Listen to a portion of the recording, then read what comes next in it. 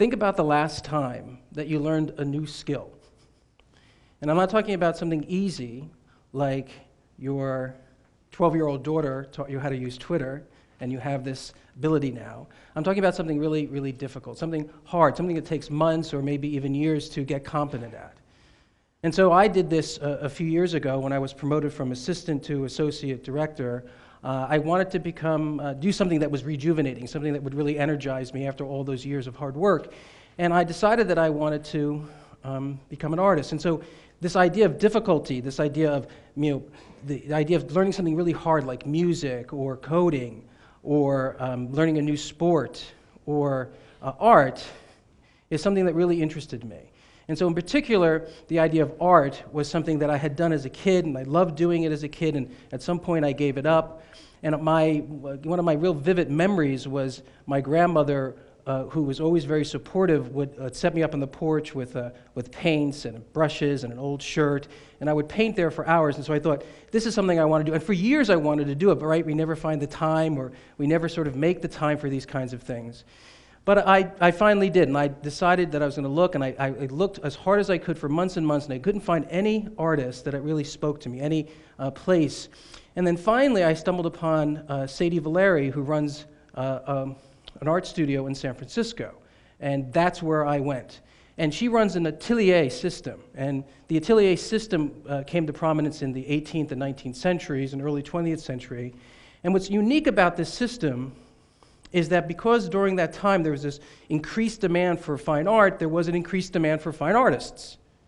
And consequently, they had to learn how to train people to do this and to do it well. And so over the centuries, they came up with very systematic ways for training people how to paint and how to draw. And this was the system that she described in her website, and I was on board. And so I took my first class, and the first class was just drawing. And all we did for 8 weeks, I met 8 Saturdays for 4 hours, is draw shapes. So here, I didn't know, I had never taken an art class, so I didn't know what to expect. I thought maybe we would draw trees, maybe, something really kind of exciting. But we spent 3 weeks on a sphere. This is my third sphere. I didn't show you the first 2 because they weren't even round. Right? I mean, they were not great spheres, and this is, okay, so it's a respectable sphere. And then we would move on to cones and squares, and at the end, the big pitch was we just had this group of shapes.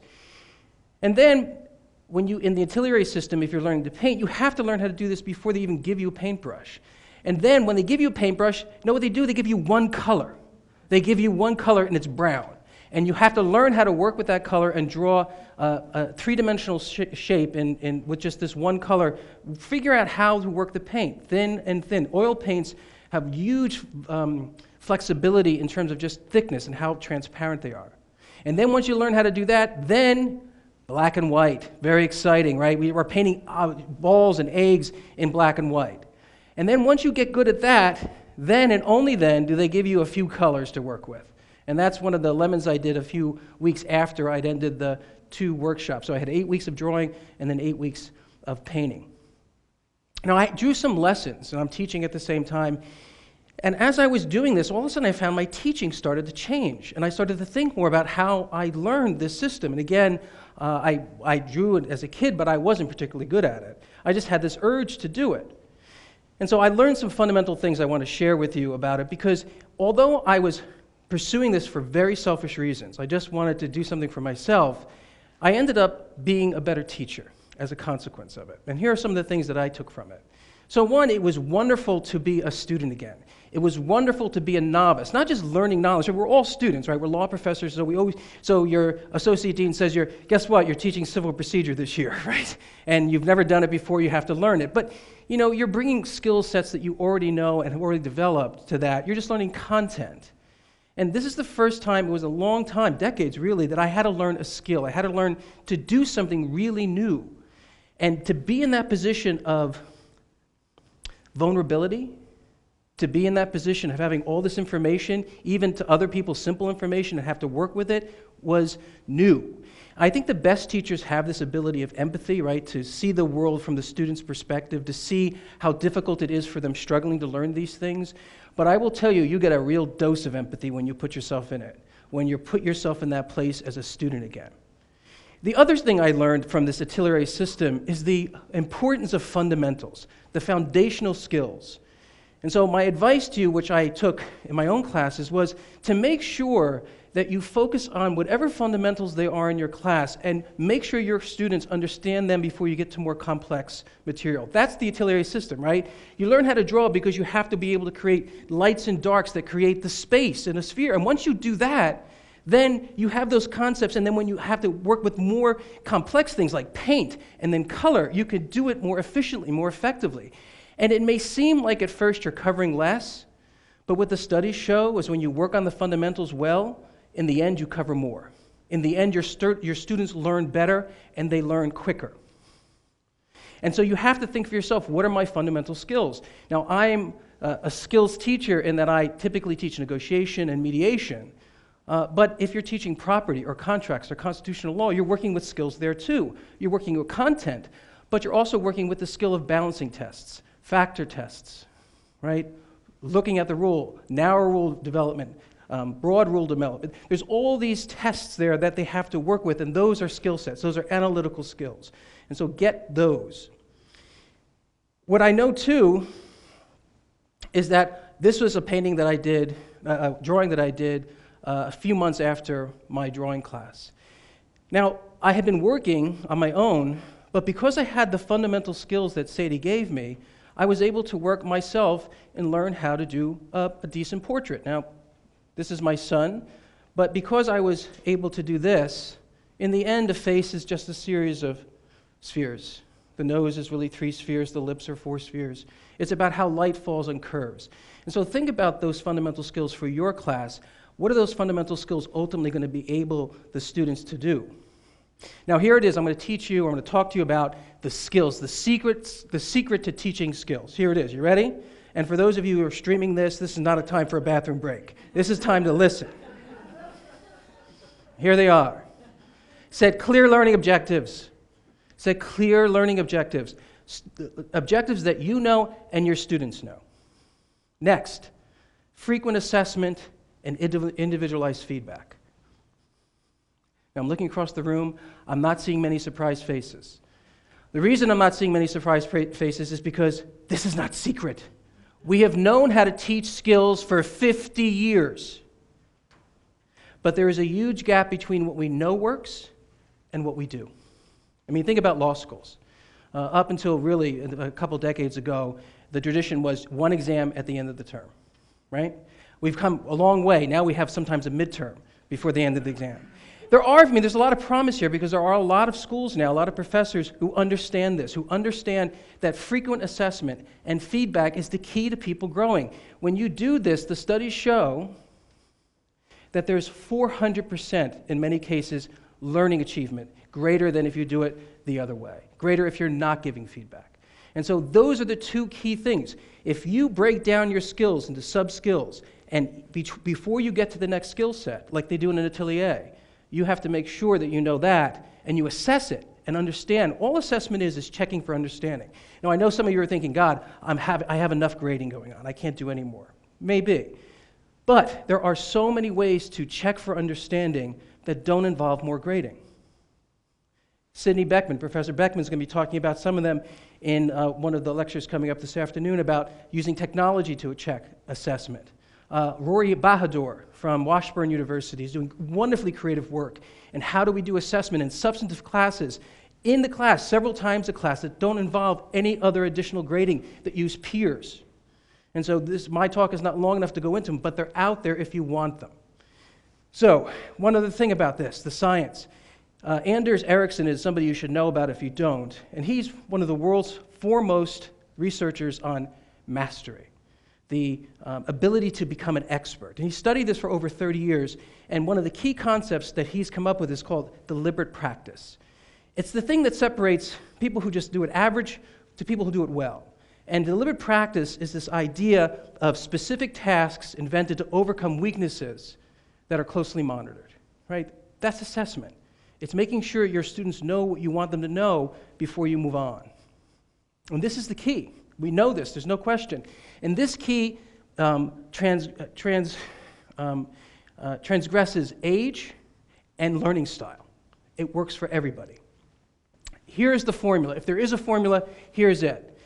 Explanation, demonstration, imitation, correction, repetition. That's how a skill is acquired. And there's lots of teachers doing this all across the world. But occasionally what happens is the news or a researcher gets wind of somebody who's just producing these incredible people who have these incredible skills on a consistent basis, higher than most other places. And they go and they say, oh, what's the secret recipe? What is it in the water? I mean, what's happening there? And what they find is they're doing this. One of the more dramatic examples of this, and one that you may know about, happened in Los Angeles, East LA, one of the poorest districts in the country, with a teacher named Jamie Escalante. You may know the name from a movie in 1988 called Stand and Deliver, right? So that was the story of this calculus teacher who had the gall to think that these poor, mostly Hispanic students could take and pass the AP, the Advanced Placement Calculus test. So in 1982, he had 18 students take the test. All 18 passed. The testing agency saw some irregularities and similarities in the exams, and they invalidated them. That's part of the story that's told in the movie. They said, you could have the scores if you retake the test. 12 of them did, and all 12 passed. Now, what's not commonly known, because it's not in the movie, is that Escalante went on to build this huge calculus program at Garfield High School in the 80s. In 1987, at the height of that program, he had 129 of his students pass the AP calculus exam. Only 3 other public schools in the country placed more, and they were all the most elite public schools in the country. Only 1 private school placed more, Andover, one of the most elite private schools in the country. He consistently did this over a decade. When he left, and his colleagues who helped him with it left, those scores dropped 80%. This is the power of skills teaching. And when you look to see what Escalante did, what he did was this. He gave a quiz every day. He gave a quiz at the end of every week that was cumulative for the week. And he worked his students hard.